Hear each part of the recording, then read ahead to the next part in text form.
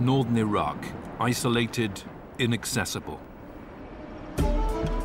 As the West prepares for conflict with Saddam Hussein, there are growing fears that he will use his chemical weapons in retaliation. As indeed he did 10 years ago against his own people. It's late January, and we're on our way to Halubja, a town whose entire population he devastated with poison gas. 5,000 died immediately, but we want to find out what's happened to the survivors. As we travel, tension is rising, and there are fears Saddam could invade northern Iraq.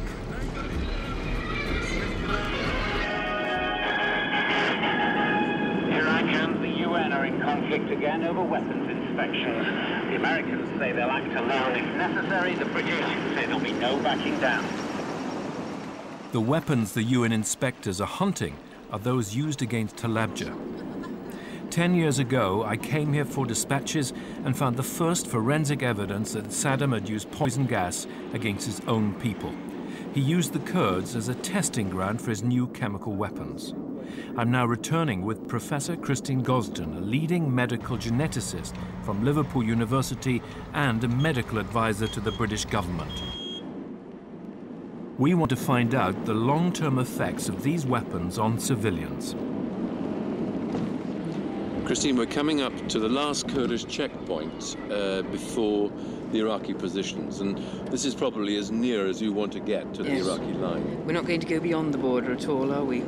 No. Only a scientist of Professor Gosden's caliber can assess the long-term damage done to the people of Halubja. No international medical research group has ever attempted to do this, and aid agencies don't go there. Our 3-day journey right across Iraqi Kurdistan is full of danger.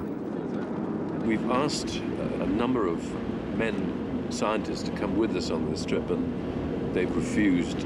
Are you a little apprehensive yourself about it? To me, the overwhelming imperative for going is the fact that since they were nerve gas bombed 10 years ago, nobody has been back to investigate what both the short-term effects were and what the long-term effects have been.